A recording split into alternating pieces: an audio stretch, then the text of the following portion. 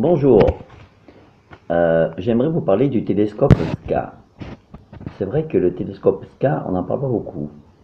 Pourtant, c'était un télescope quand même qui coûte des milliards d'euros à toute l'Europe, dont les investissements ont été financés par tous les pays en fait, pratiquement. Donc, c'est des antennes qui sont plantées, c'est des petites antennes qui sont plantées dans la Terre et qui sont réunies par interférométrie. Et puis, il y a l'ordinateur le plus puissant du monde. En fait, il est relié entre elles et forme un miroir, un énorme miroir, quoi. Suivant le nombre d'antennes qu'il y a, et plus le miroir, il est grand. Voilà. En fait, imaginez par exemple 150 000 antennes plantées, ça vous fait un miroir de, je sais pas moi, 10 000 années-lumière, 10 000 années-lumière, 10 000 kilomètres de circonférence.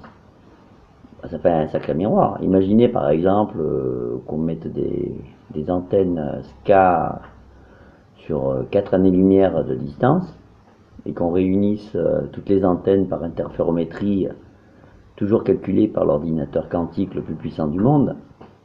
Alors, je dis quantique parce qu'en fait, l'ordinateur quantique, il est sorti il n'y a pas bien longtemps et commercialisé depuis quelques années. Bon, on n'en entend pas parler, mais bon. Enfin, Google, il dit qu'il a fabriqué un ordinateur quantique qui est 100 000 fois plus puissant que le plus puissant des ordinateurs du monde. Donc 100 000 fois plus puissant, c'est énorme. Alors quand vous savez qu'il existe un ordinateur quantique que Google a fabriqué, je ne me rappelle plus du nom, hein, c'est un nom un peu spécial, le W-Wave, un truc comme ça.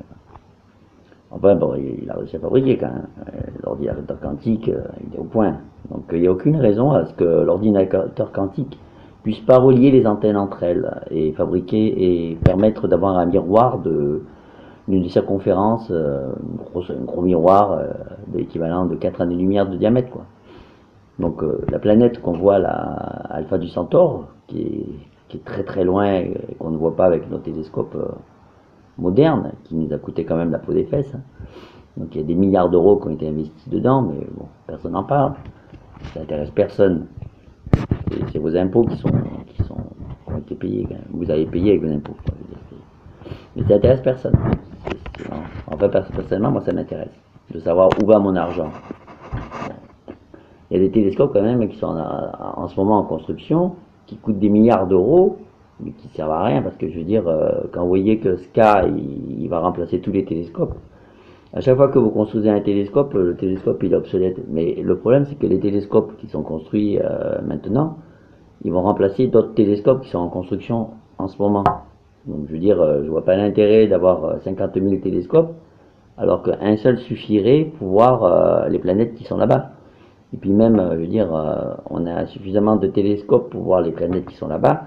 Et comme on ne peut pas y aller, parce qu'on n'a pas de vaisseaux spatiaux assez évolués pour y aller, donc je ne vois pas l'intérêt de voir mieux. Bon, c'est vrai qu'avec SCA, on y verra très bien, donc ça suffirait très bien. Et on pourrait arrêter les constructions des autres télescopes, parce que ça ne sert à rien de continuer à construire des télescopes si on en a un qui est performant et dont les applications vont être incroyables. Voilà, c'était pour parler de SCA, S-K-A. C'est important parce que tout le monde soit au courant, parce que les médias, ils ont du mal à informer les gens au niveau sur SCA. Voilà. À bientôt.